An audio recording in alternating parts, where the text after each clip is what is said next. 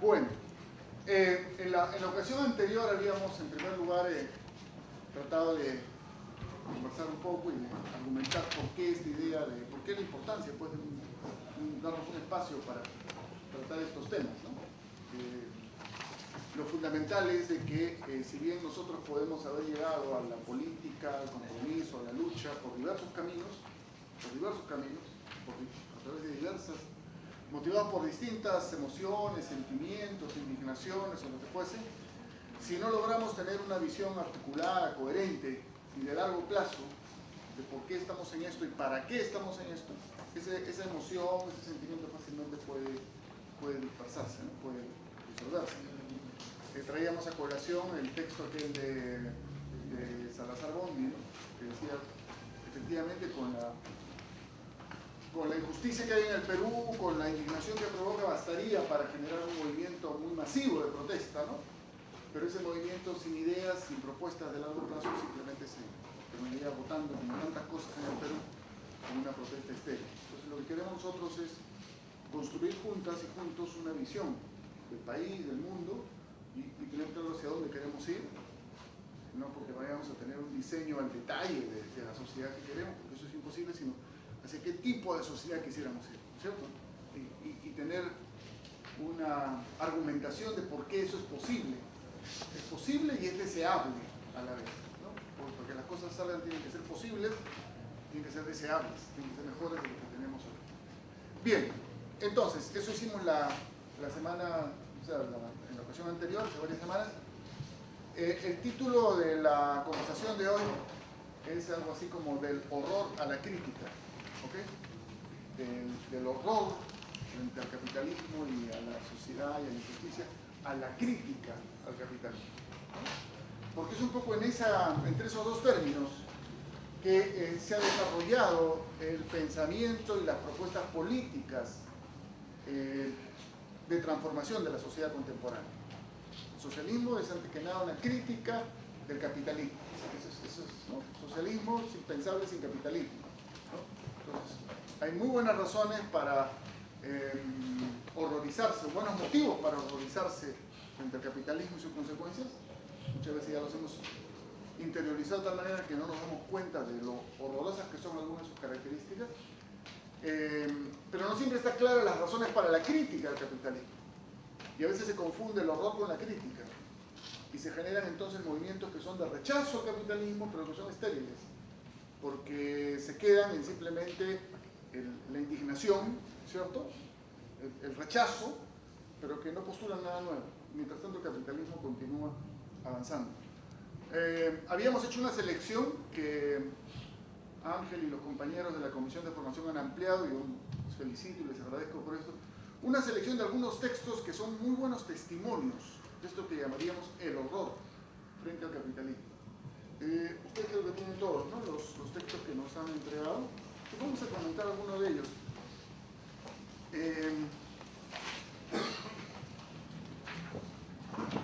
Y el primero, y yo lo he puesto primero creo que por razones hasta propagandísticas, digamos así, me parece más útil. El primero sobre el que yo quisiera llamar la atención es un texto de Vargas Llosa. Me parece un poco extraño que en una sesión de identidad socialista y en una sesión dedicada a comentar lo que vamos a llamar el horror frente al capitalismo, pongamos a Vargas Llosa por delante. Pero, como veremos en el propio texto, hay muy buenas razones para hacerlo, ¿no? Dentro de las novelas de Vargas Llosa hay una que está dedicada a dos personajes bastante disímiles a primera vista, pero similares en otras cosas, y que además son parientes, ¿no? Que son Flora Tristán, la conocida activista, feminista y socialista, ¿no? De origen peruano, Flora Tristán, y el que viene a ser, si no me equivoco, su nieto, que es este famoso pintor que terminó ahí en la Polinesia, Paul Gauguin,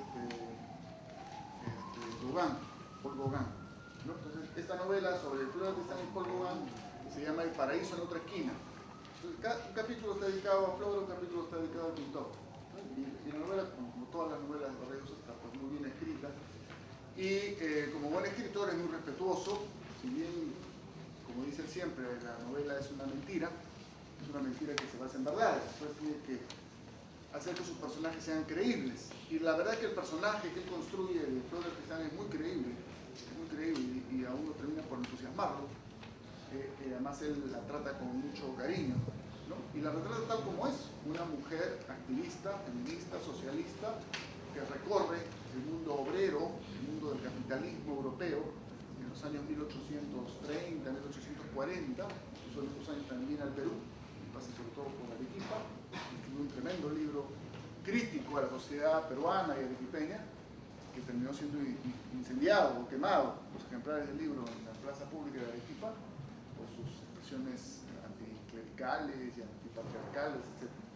Bien, entonces, de ese texto, de ese libro, hay dos capítulos que yo les sugerí a los compañeros que podrían ser útiles para comentarlos.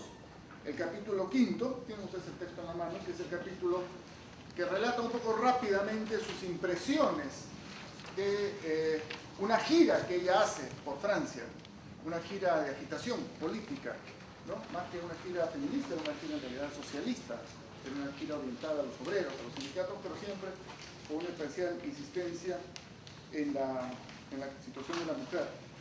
Y que está en el contexto de toda la polémica que hay en esos años entre los socialistas, entre las distintas corrientes, ¿no? Por eso habla de Fourier, Saint-Simon, ¿no? Una serie de personajes que después hemos leído, o antes hemos leído los textos de Marx, el socialismo utópico, el científico, recordar a varios otros personajes, ¿no? Son personajes bien, 6 hasta la página hasta la página 50 y tantos, ¿no? Bien, ella relata sus impresiones, ¿no? De la condición obrera en Francia en la década del 40, 1840, ¿no? Hace 160, 170 años. Y son realmente impresionantes, ¿no? Yo no vamos a leerlo juntos, pero los invito a ustedes a que después lo lean. Pero más impresionante todavía que este capítulo es el capítulo 19, el capítulo que está a continuación, también está fotocopiado con la fotocopia que ustedes tienen, que es sobre Londres. En el año 1844, entre los meses de agosto y septiembre, Flora Tristán visita Londres, ¿no?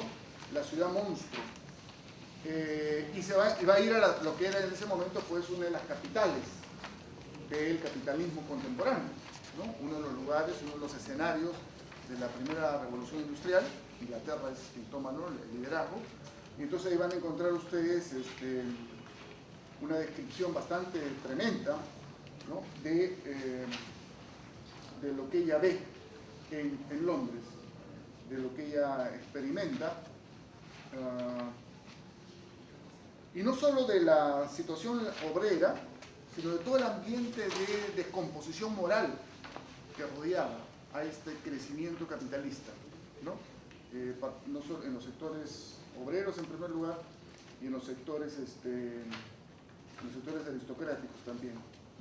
Bien, todo el tema de la prostitución de alto nivel y la aristocracia londinense, etc., ¿no?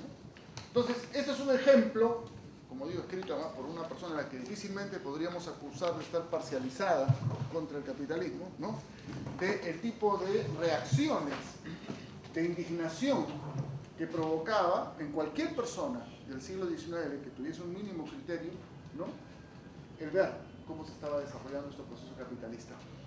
El ejemplo clásico en esto, sin embargo, no es Flora Tristán. El ejemplo clásico en esto es una famosa novela de un autor británico que estamos justamente celebrando este año su bicentenario, que es Charles Dickens, Oliver Twist. Entonces hay una hojita acá, ¿no? Oliver Twist, incluso hay películas sobre esto, ¿no?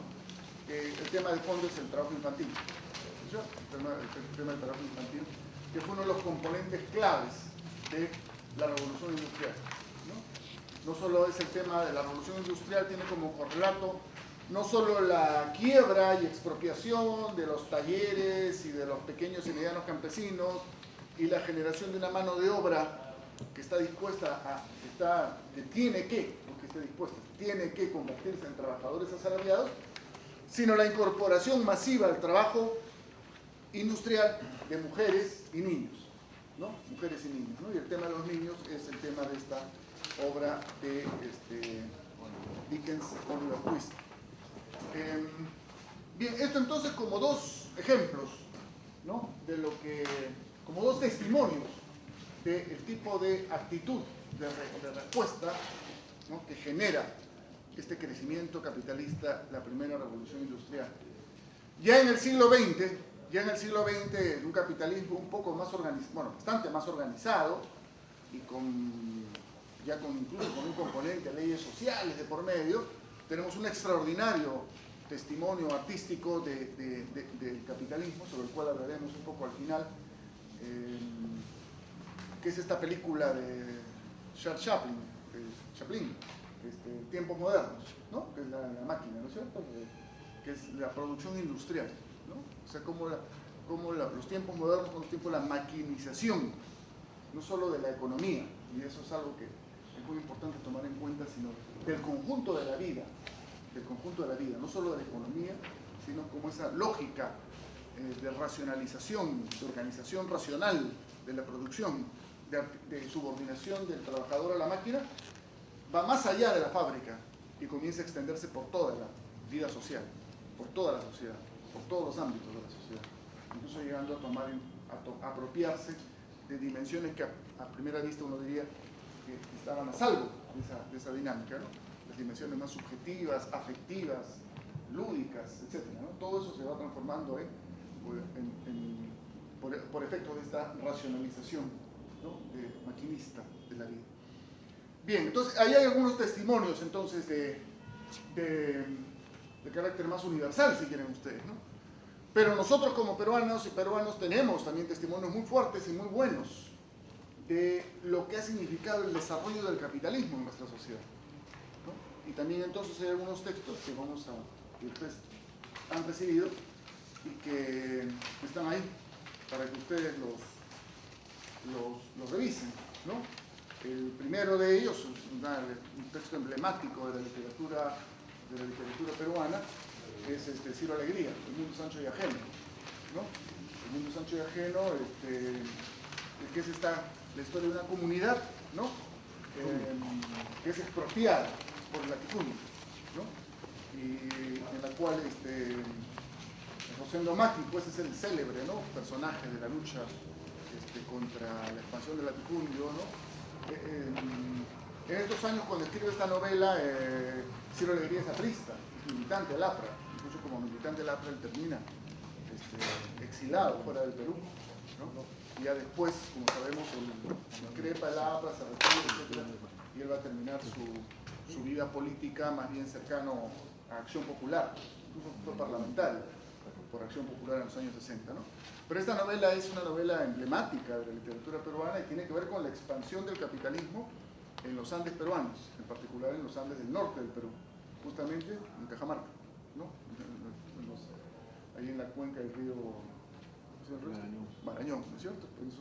En esos ámbitos que tiene lugar Ciro Alegría. Y yo nunca olvidaré una experiencia que tuve que me dejó pasmado hace algunos años visitando Cuba. Nos tocó alojarnos junto con unos revolucionarios salvadoreños. Uno de ellos, nunca supe su nombre, recuerdo su seudónimo, Logan. Ellos venían a Cuba a descansar, digamos, un poco, después de la famosa ofensiva que habían llevado hasta San Salvador, que fue la antesala ya de las negociaciones de paz. Y bueno, nos pusimos amigos de Logan, que a pesar de estar en Cuba te hablaba siempre despacito, como que estaba en un ambiente, ¿no? Conspirativo, digamos, ¿no?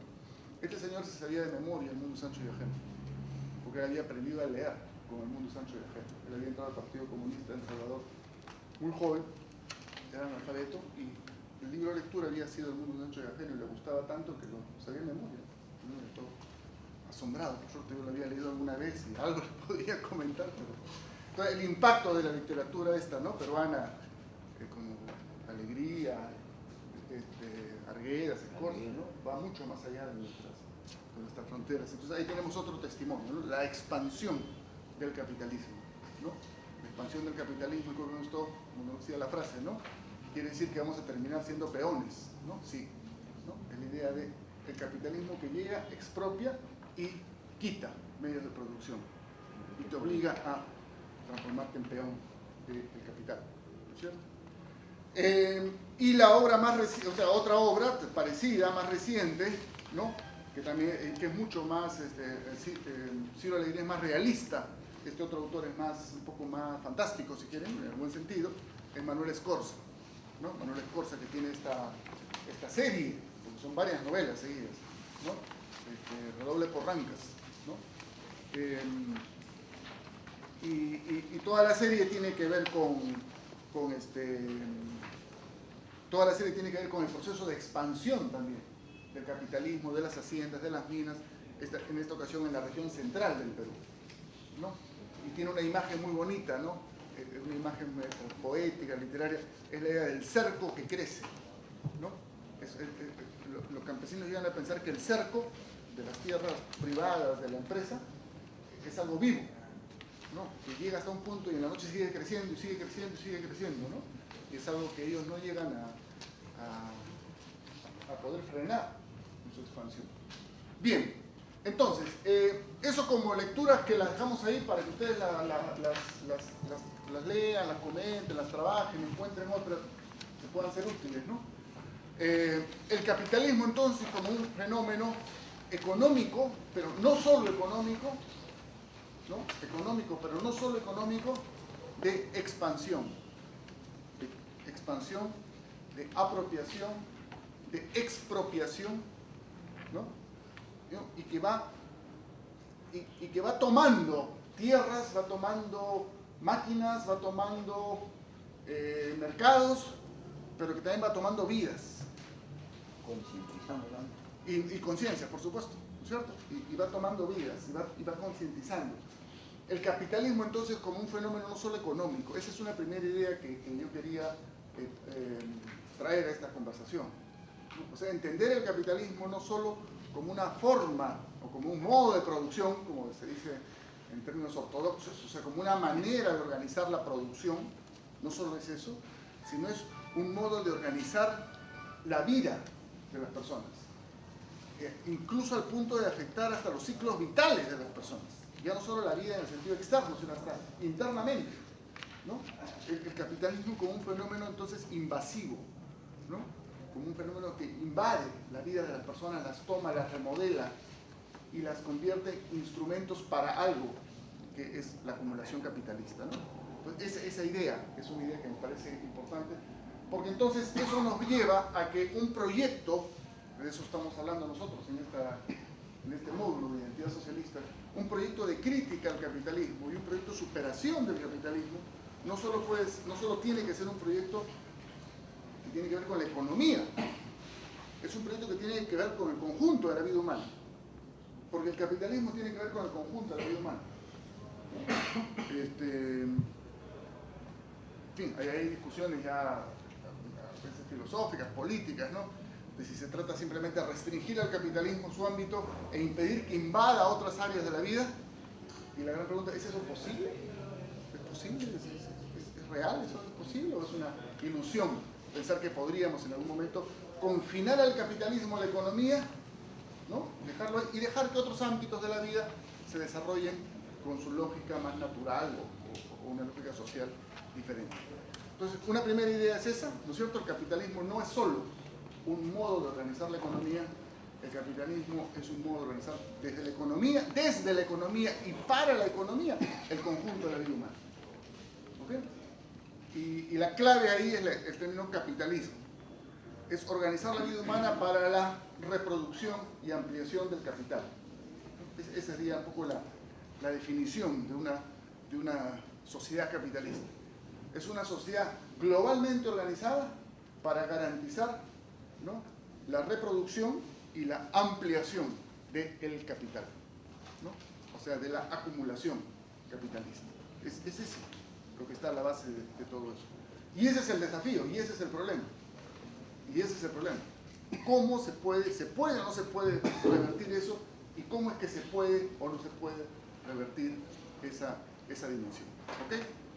Bien, entonces, dicho esto primero, ¿no es cierto?, con relación al capitalismo, habría que hacer notar cuáles son las nuevas dimensiones del capitalismo, o más que las nuevas dimensiones, eso es un poco neutral. ¿Cuáles son los horrores contemporáneos del capitalismo? ¿Están claros cuáles eran los horrores a inicios del siglo, a inicios de la Revolución Industrial? Están los testimonios de Tristán, los testimonios de Dickens. Si nos aproximamos un poco al siglo XX, podemos ver la película Los tiempos modernos de Chaplin, ¿no? Y ahí vemos un determinado retrato de los horrores del capitalismo en sus fases previas. Pero incluso aceptándola, tenemos un déficit ahí. Y es moralmente repugnante porque en el mundo de hoy, a diferencia de otras épocas de la historia humana, hay hambre no por falta de alimentos, ¿no? O sea, no es que en otras épocas puede haber sido que efectivamente en determinada sociedad, en determinada coyuntura, se produjese pues determinadas catástrofes o fenómenos naturales que llevan a una escasez de alimentos real, o sea, no hay alimentos, la gente se muere de hambre. Desde hace ya un buen tiempo, varias décadas según me parece, el planeta Tierra, la especie humana, las sociedades humanas producimos más que suficientes alimentos. O sea, hay alimentos, a un lado, y por otro lado hay hambre en el mundo.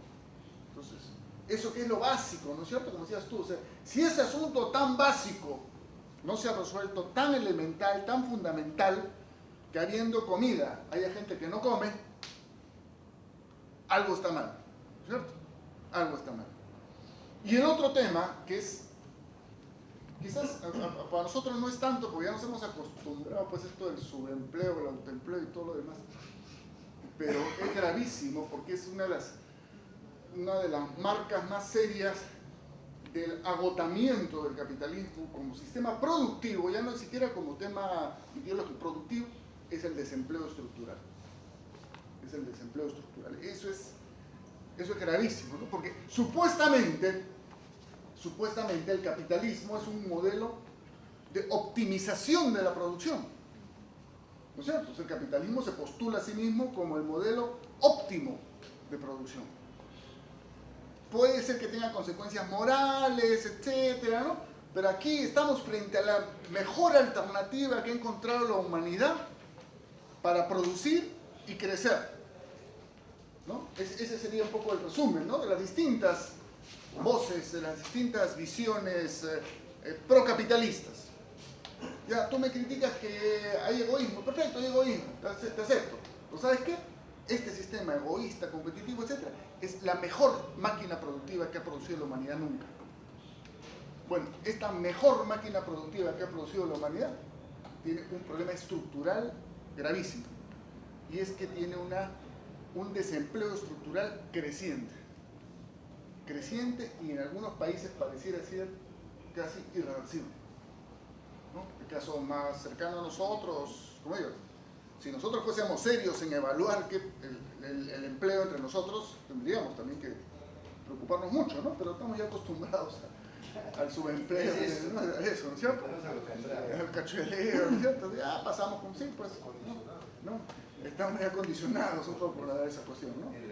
Pero en sociedades que por razones que sean, sobre todo culturales y políticas, no están acondicionadas para eso, el fenómeno es gravísimo, es muy serio. Y el caso más cercano a nosotros, por razones culturales y lingüísticas, es España. España está en 5 millones de desempleados, es el 20 y tantos % de su población económicamente activa, y en su población menor de 25 años o 29 años, no estoy seguro dónde ponen ellos el límite de la población joven, el desempleo supera el 40%. O sea, de cada 10 jóvenes, 4 están desempleados, ¿no? España, un país, ¿no?, europeo, zona euro, renta per cápita, no sé, pues seguramente de más de $10.000 anuales, mucho más seguramente. Un país exportador de capitales, telefónica, ¿no es cierto? Todo lo que conocemos de España. O un país con un nivel de escolaridad muy alto, ¿no? Tiene entre sus jóvenes 40% de desempleo. 40% de desempleo. Bueno, no hablemos de Grecia, Portugal, la situación que se ha presentado en Irlanda y que está afectando también a otros países europeo, ¿no? Entonces, eso es gravísimo porque estás tocando el corazón del capitalismo, estás tocando su razón de ser, ¿no es cierto? O sea, si el modelo si el sistema se presentaba, se argumenta a sí mismo como el modelo óptimo de economía, lo mínimo que puedes pedirle es que sea económicamente, funcione bien, pues, ¿no? Y suponemos que darle empleo a la gente, debería ser una característica de una economía que funcione bien. Ahí tenemos un problema entonces estructural del capitalismo, ¿no? Estas cosas son tratadas, hay un libro que trata mucho estas cosas y lo encuentran en internet porque está ahí gratis, supongo, porque la autora es una persona pues, que no cree mucho en los derechos de propiedad y todo eso, es El horror económico. El horror económico, además ya el título lo dice todo, ¿no? Es una francesa, creo, ¿no? Forrester, francesa, que Viviane Forrester, así como creo R-R-E-S-T-E-R, El horror económico, ¿no? Que fue escrito hace algunos años, pero que en general tiene y es un libro más de agitación, digamos, muy sólido, pero muy así también de denuncia, ¿no? Que da cuenta de todos estos entrampamientos a los cuales ha llegado el capitalismo como sistema productivo, el horror económico. Y el otro texto que también tiene que ver con varios de los temas que ustedes han mencionado, los temas que tienen que ver con el consumismo, con la expansión la invención y expansión de necesidades, entre comillas, o de aspiraciones, es otro que ustedes se han referido un extracto, es No Logo, de una señora que si no me equivoco es canadiense, Naomi Klein. Ahí tienen ustedes el texto. Está completito también en internet. Lo que hemos hecho simplemente es sacar este capítulo, que es interesante porque trata de esta otra dimensión, más bien más simbólica del capitalismo. No logo se refiere al logo, las marcas, que es un análisis de este capitalismo en las marcas, ¿no es cierto? Nike, Benetton, todo ese tipo de cosas, ¿no? Y cómo este capitalismo de las marcas ha modificado y ha destruido incluso todo el aparato industrial previo, ¿no? Y ha creado otro tipo de producción, ¿no? Que es esta producción de la cual nuestro país y otros forman parte, ¿no? Que es esta producción descentralizada, ¿no? O sea, no existe una fábrica Benetton, no existe una fábrica Nike, no existe una fábrica Adidas. Los polos y las zapatillas se hacen en muchas partes del mundo, en pequeños, medianos, grandes talleres, en condiciones absolutamente bajo ningún control en la mayoría de los casos. Y al final, ¿qué unifica todo eso? La marca, el logo, ¿no es cierto? El logo, ¿no? Entonces, el logo Nike puesto en una zapatilla hace que esta, que probablemente en términos materiales cuesta 8 o 9 dólares, cueste 180 o 190 dólares en cualquier tienda del mundo, ¿no? ¿En qué consiste hoy el capitalismo? ¿Cuáles son sus principales manifestaciones? ¿Cuáles son sus principales mecanismos de reproducción y acumulación? Y si miramos eso, entonces no hay menos razones para horrorizarnos de las que tenía Flora Tristán o de las que tenía Charles Dickens hace 200 años. Hay más razones para horrorizarnos, ¿no? Hay más razones para horrorizarnos porque descubrimos que hay un capitalismo que se ha metido en zonas en las que, ¿cómo así? ¿No es cierto? Es decir, a primera vista sería impensable. Narcotráfico. Ya, pero eso todavía es criminal, ¿no es cierto? Y es un mecanismo de acumulación bien importante. Y eso es evidentemente criminal, se nota. Pero no se nota lo que decía alusión acá la compañera, ¿no? Se está metiendo en el genoma humano, en el control de la vida humana, en la manipulación de la vida humana. Se están metiendo en tus sentimientos. Hay una industria que está orientada a hacer ganancias a partir de manipular y modificar tus sentimientos. Tus usos y costumbres, ¿no es cierto? A ese nivel se está metiendo el capitalismo contemporáneo, ¿no? Seguramente los jóvenes que están por las universidades han escuchado hablar de todas estas reflexiones más últimas, bueno, no son tan últimas, pero varios pensadores aluden al hecho de cómo el poder ya no es algo externo, que está sobre nosotros, fuera de nosotros, sino el poder, la dominación, estamos hablando de la dominación capitalista, es algo que se ha interiorizado. Es lo que llaman la alienación. Claro, la alienación, ¿no es cierto? Y hoy día le denomina la microfísica del poder. Hay por ahí un francés que se ha hecho famoso con ese término, Foucault. La microfísica del poder. O sea, el poder ya no es un gran aparato que está encima tuyo, controlándote, mirando, sino es un chip que se ha metido dentro tuyo. Ese es el poder. Y que te lleva a que cuando tienes sed pides Coca-Cola. ¿No es cierto? No lo piensas. Sed Coca-Cola, es automático. ¿No es cierto? Es automático. Y lo mismo por otras cosas, ¿no es cierto? Entonces, ese es un poco el panorama en el que estamos. ¿Ok? Ese es el panorama en el que estamos. Y eso atraviesa el conjunto del planeta. Eso tiene que ver, pero no tiene tanto que ver con el nivel incluso de desarrollo del país. Porque podría decirse, no, esa es la agenda, ese es el problema de los países capitalistas desarrollados. Aquí estamos en otro nivel. No, es que eso atraviesa el conjunto, eso es el planeta mercado, o el mercado planeta. ¿No? El planeta es un solo mercado y en ese solo mercado operan los mismos poderes económicos, operan las mismas industrias, y así como hay industrias del consumo, de la publicidad, de las comunicaciones y las industrias de los productos materiales. ¿No? Y todo eso, a la aldea global, ¿no es cierto? Todo eso lleva a una agenda compartida. Entonces, esto es importante porque luego, más adelante, un poco en este módulo y seguramente en otros módulos, nos tendremos que preguntar, ¿y cuál es entonces la propuesta de transformación?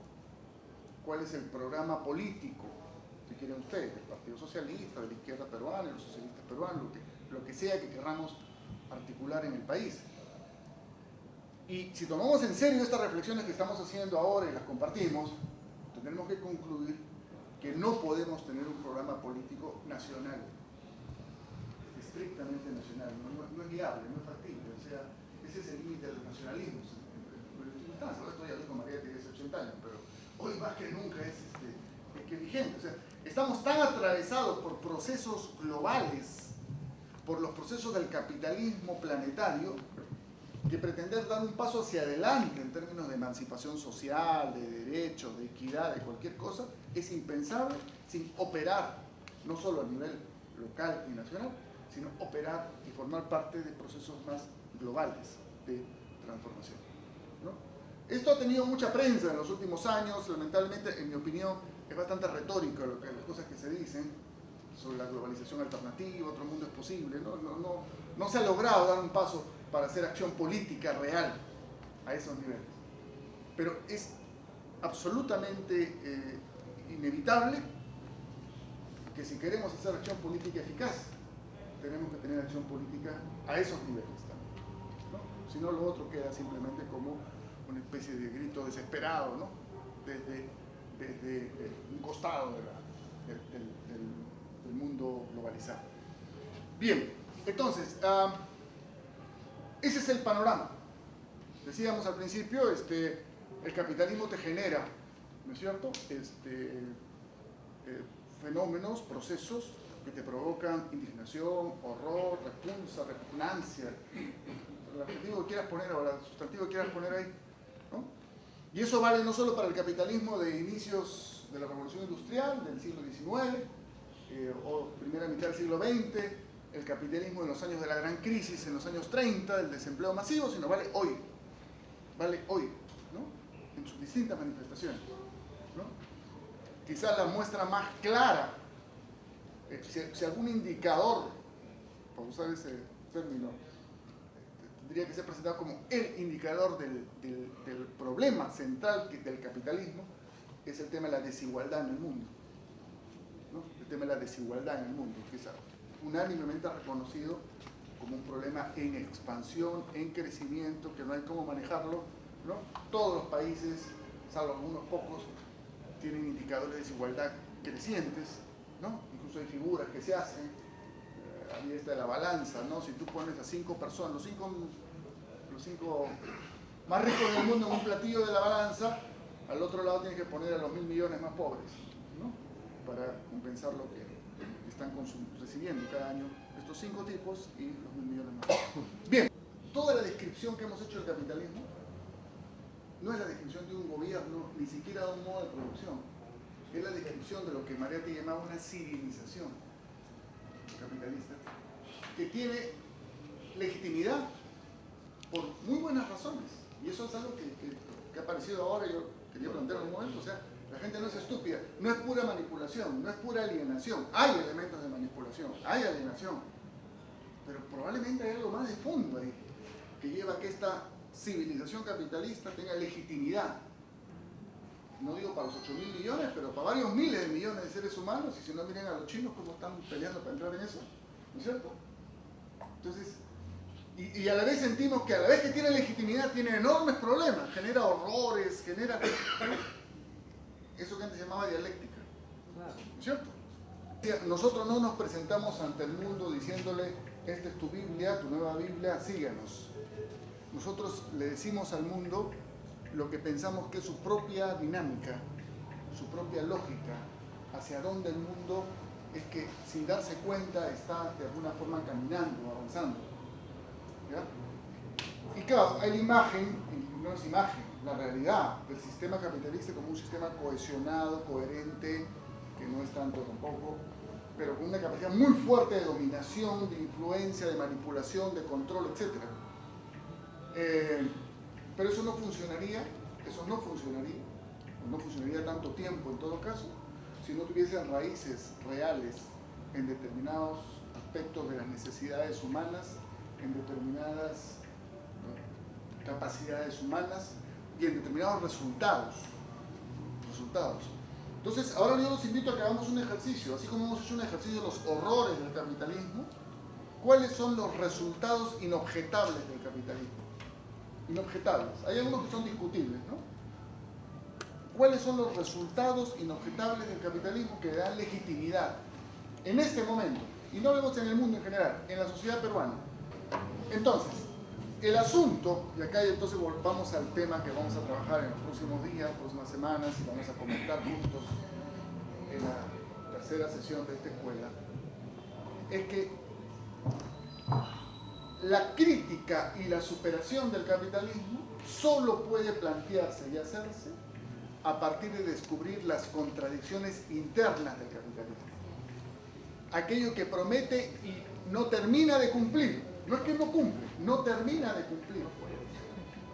Porque eso que promete y cumple en parte es lo que le da legitimidad al capitalismo. El capitalismo te dijo que tú ibas a ser más individuo, y es verdad. Pero simultáneamente te está cortando tu individualidad. El capitalismo te dijo que ibas a ser más productivo, y es verdad, eres más productivo, pero simultáneamente te está cortando tu productividad. El capitalismo te dijo que ibas a estar más conectado. Es verdad, estás más conectado, vas a tu casa, pones tu cable y ves lo que te da la gana en el mundo, pero a su vez te está cortando o te está distorsionando esa conectividad. Entonces, la crítica al capitalismo no es la condena moral del capitalismo. Eso Marx tenía horror a la condena moral, o sea, eso lo dejaba para las iglesias, para otros. Para él el tema no es si el capitalismo era bueno o malo, esa no es la discusión.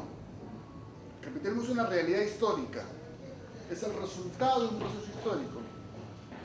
El capitalismo ha llegado hasta donde ha llegado porque le ha prometido y le ha realizado a las sociedades humanas determinadas cuestiones muy básicas del ser humano. Pero justamente por su lógica capitalista, ese mismo capitalismo le ha expropiado, le ha cortado, ¿no? Le ha distorsionado esas promesas que le había hecho. El capitalismo es una gigantesca promesa incumplida. Eso es. El socialismo tiene que ser el cumplimiento cabal de la promesa. Punto. Ese es el punto. Así es muy fácil decirlo, por supuesto. Es muy complicado. Pero ese es el punto. Porque aquí es donde, y ahí hay un librito muy bueno sobre eso, aquí es donde se marca la diferencia entre el socialismo, llamémoslo revolucionario, progresivo, etc., y los socialismos reaccionarios. Los socialismos reaccionarios, sí, lean el Manifiesto Comunista en el último capítulo, Marx habla de socialismos reaccionarios. ¿Que son qué cosas? Son reacciones morales contra el capitalismo que lo que buscan es proponer retornar a etapas históricas definitivamente superadas, inviable, por eso es reaccionario, o sea, porque quiere volver al pasado. Horrorizado frente a la gran empresa, quiere volver a un mundo de pequeños talleres. Horrorizado frente a las grandes ciudades, quiere volver a un mundo de pequeñas aldeas. Horrorizado frente al consumo y destrucción de la energía, quiere volver a un mundo con energías primarias, básicas. Eso es inviable, en primer lugar. Y en términos políticos es reaccionario. Justamente la gran apuesta, la genialidad, y aquí yo sí uso la palabra genialidad con mayúscula de Marx, es que fue el primero, no el único, pero el primero, que planteó de otra manera las cosas. La planteó de otra manera en dos sentidos. Uno es, perfecto, el capitalismo es todo eso que ustedes dicen, horroroso, terrible, pero es una realidad histórica que solo podrá ser superada dentro del movimiento histórico. Es decir, el socialismo tiene que cumplir las promesas fallidas, incumplidas, incluso pueden decir tramposas si quieren, ya, lo que quieran, del capitalismo. El capitalismo dijo que tú ibas a ser individuo y tú vas a tener propiedad, y una de las garantías de tu individualidad es la propiedad privada. Nosotros te vamos a garantizar eso. De otra manera, no te vamos a anular eso. No por darte pan te vamos a quitar libertad. El capitalismo te dice libertad. ¿Libertad para qué? Para que elijas el color del yin o del polo. No, pues, te vamos a dar libertad para otras cosas, más sustantivas. Y también el yin y el polo.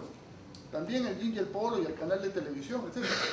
Pero vas a tener libertades sustantivas, ¿no? Básicas, fundamentales, ¿no? Entonces, ese es un cambio. Y eso es lo que queremos nosotros construir como nuestra identidad. Porque eso es lo único que nos va a permitir dialogar con nuestra sociedad. No hay duda, por ejemplo, que hoy el principal mecanismo o el principal escenario en el cual un tema central del capitalismo, que es la propiedad privada, está en cuestión, es la Internet. Es la Internet. O sea, lo que no hemos podido hacer en la economía, o lo hemos hecho mal en la economía, en términos de cuestionar la propiedad privada, Internet hoy día no hay cómo afirmar ahí los derechos de autor, esa batalla, ¿no es cierto? Quieren imponer ahora la ley SOPA, pues. Así es, están en esa pelea y no van a poder tampoco por final, ¿no es cierto? Entonces, te demuestra que... Okay, a ver, dos muy importantes las cosas que se han dicho al final. Sí, quisiera marcar una diferencia en el siguiente sentido. Una cosa es la actitud que tengamos, de tipo ya más hasta filosófica, política, frente al proceso histórico del capitalismo, y otra cosa ya son los juegos políticos en los que nos terminamos metiendo y enredando algunos, y en los cuales incluso hay fenómenos que no pueden caracterizarse de otra manera que no sea traición, o sea, ¿no es cierto? O sea, eso es cierto, o sea, y es muy claro la diferencia entre esas dos cosas. Entonces, lo que yo he intentado proponer acá, y no quiero ir un paso más allá en decir esto o aquello ya en términos concretos, es plantear la idea de entender el socialismo con un movimiento de crítica y superación del capitalismo, ojo, crítica y superación del capitalismo, pero que se desarrolla al interior de las contradicciones que el propio capitalismo genera. ¿Ok? Y a partir de las promesas incumplidas que el capitalismo genera. Que no aparece, o sea, lo que yo he querido criticar, y yo ahí sí me ratifico en eso, y si no se lo podemos discutir más, es que no es una actitud socialista ponerse fuera, o a un costado, o allá adelante en la montaña, como Moisés con sus tablas de la ley, mientras que la sociedad está caminando por acá. El socialista busca desde dentro de, a partir de las contradicciones, a partir de las promesas incumplidas, a partir de los límites a los cuales va llegando el capitalismo, romperlo. Y es ruptura. Yo ahí yo para nada he cambiado mi actitud, ¿no? Esa ruptura no necesariamente pues, entre monofierros, etc., pero la transformación es ruptura, es transformación. No es que el capitalismo solito poco a poco, sin darse cuenta, se va a convertir en socialismo. Es una historia complicada y van a haber conflictos y tensiones, rupturas, ¿no es cierto? Eso sin duda, ¿no? Pero es desde dentro. El compañero lo dice desde dentro. Esa es la potencia de Marx, es desde dentro. Por eso todo su esfuerzo, ¿cómo se llama su obra cumbre? El Capital, que es el estudio de las contradicciones internas del capitalismo. Ahí no se habla para nada de la maldad o bondad del capitalismo, no es un problema moral. Es decir, este sistema tiene esta lógica, funciona así, ¿no? Se basa en esto. Esta lógica del capitalismo lo va a llevar una y otra vez a conflictos, a crisis. Y es ahí que nos toca a nosotros seguirnos de largo, ¿no? Por eso, el actor de la transformación, ¿quién es? En el curso de Marx clásico del Capital, el actor principal de la transformación, el proletariado, un actor interno, ¿no es cierto? Interno, de dentro, no es un grupo de fuera, no son los pobres desarrapados los que van a saltar el capitalismo, o son los obreros o no hay, o son los que están adentro, son los que tienen la potencia productiva, ¿no? Eso se ha complejizado hoy día, se podrá discutir luego, ¿no es cierto? Pero la lógica esa es la que yo quería plantear. Al capitalismo, decía un historiador marxista, le tomó 7 siglos. No, es que una para tomar el reunión. mundo, ¿no? 7 siglos. Primeras células del capitalismo hacia 1200, 1300, en las ciudades italianas y en el norte de Europa. De ahí hasta el momento en que tú puedes decir que el mundo ya más o menos estaba bajo el control del capitalismo, pasaron 700 años. Hubo la ilusión de pensar de que la transición al socialismo iba a ser más corta, más rápida, ¿no es cierto? Y se iba a acelerar por el hecho de tomar el poder. No funcionó. Ahora, de hecho, el mundo hoy es más socialista de lo que a veces creemos, en muchas cosas, también, ¿no? Y va a tomar su tiempo. Y es un proceso complejo.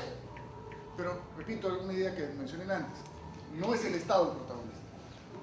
El Estado es instrumento. El protagonista de la transición del capitalismo al socialismo o a lo que venga luego, a los postcapitalistas, es la sociedad. Y dos, esa transformación se desarrolla a partir de los procesos internos de la sociedad capitalista, sociedad burguesa, sociedad moderna, como quieras ponerlo. Y tenemos entonces que identificar esos procesos internos. Yo no me canso de poner el ejemplo de Internet. Internet fue creada para la guerra. Internet fue creada por los militares norteamericanos para tener un sistema de comunicaciones que sobreviviese a un ataque atómico. O sea, una red de comunicaciones sin centro. Esa era la idea. ¿Ya? Ese instrumento creado para la guerra por la potencia capitalista hegemónica es hoy el principal terreno de batalla contra la propiedad privada. Es eso. ¿Alguien lo quiso? Nadie. No solo nadie lo quiso del otro lado, de este lado tampoco, resultó. Fue una cosa que fue resultando. Hoy día probablemente sí hay núcleos en Internet que tienen una estrategia política anticapitalista. Pero eso fue resultando, ¿no? A alguien se le ocurrió grabar, bajar, romper, meterse, ¿no? Y eso comenzó a generalizarse. Procesos de ese estilo. Eso que sucede en el terreno de la informática, de la comunicación, también está sucediendo en otros terrenos. Hay todo el tema de la marca, el logo, ¿no es cierto? Hay todo el tema de nuestro logo alternativo, ¿no es cierto? Nuestras piraterías y todas esas cosas, ¿no? Entonces, eso es lo que hay que descubrir. Y no es que todo lo que aparece sea progresivo, hay que ver también qué se apoya y qué no se apoya, ¿no es cierto? ¿No? Ese tipo de cosas. Y hay un montón de cosas de las que podremos hablar luego, ¿no? Que serían yo diría algo así como los ladrillos con los que probablemente poco a poco habrá que reconstruir un discurso, una propuesta socialista muy sólida, que tiene que tener dos grandes características, que es una, primero, que es posible, a través de rupturas y todo, pero posible, no es una utopía en el sentido peyorativo del término, no es una ilusión, es posible y es deseable. Es decir, a la gente le dice, ah caramba, es por acá. Me he pasado 20, 30 años intentándolo por aquí, no he podido. Por acá es. Entonces, esas tres lecturas, o dos, o una, si hay que elegir una, es el Manifiesto Comunista, por si acaso. ¿Ok? El capítulo 2. Eso está en internet, está en varias versiones, en todos los idiomas, en internet. Captar esa, a ver, tratemos de captar cómo se ubica Marx frente al capitalismo. ¿Ok? ¿Cómo se ubica? ¿Cuál es su percepción? ¿En qué disposición se pone? ¿Qué cosas descubre? Y la pregunta que ya nos sugería aquel amigo, ¿no? que como me gusta el término, como una especie de tarea, en todo caso, como una especie de trabajo a desarrollar en las próximas semanas, es cuáles son para nosotros hoy, en el mundo de hoy, en el Perú de hoy, aquellas contradicciones, aquellas promesas, aquellos procesos del capitalismo que son los que deberíamos tomar para desarrollar el movimiento crítico. ¿Ok? ¿No? Así como el gran punto que tomó Marx es el tema del trabajo asalariado. Él se dio cuenta que a la base del capitalismo había un problema de trabajo no pagado, la plusvalía. Ese fue el punto. Y con eso armó todo su proyecto, su propuesta, y ese fue el punto central del tema. Eso sigue teniendo vigencia, me parece a mí, pero se ha complejizado. Pero así como hay ese punto, hay otros. Antes mencionamos derechos humanos, ¿no es cierto? Que Marx ni siquiera lo tomó en cuenta. A mí no le parecía para nada relevante. Y hemos hablado de Internet, y podríamos hablar de productividad, y podríamos hablar de asociatividad productiva. En fin, hay una serie de cosas que están ahí en el capitalismo, en curso y en frustración a la vez, ¿no? Que son las que nosotros podríamos trabajar como propuestas ya en concreto. ¿Okay? Entonces, en el capítulo hemos sugerido algunos textos. Al leer esos textos, sobre todo el manifiesto, ¿en qué actitud se pone Marx frente al capitalismo? ¿No es cierto? ¿Y qué es lo que él descubre como potencialmente revolucionario en el capitalismo? Y la siguiente pregunta es, nosotros, ¿qué descubrimos en nuestro capitalismo peruano y global como potencialmente revolucionario? Esos son los cimientos para una propuesta socialista que sea efectiva en el mundo de hoy. ¿Está claro esto? ¿Sí? ¿Alguna pregunta, algún complemento, quizás, sugerencia? ¿Algún texto quizás? ¿Algún texto lógico? ¿Okay?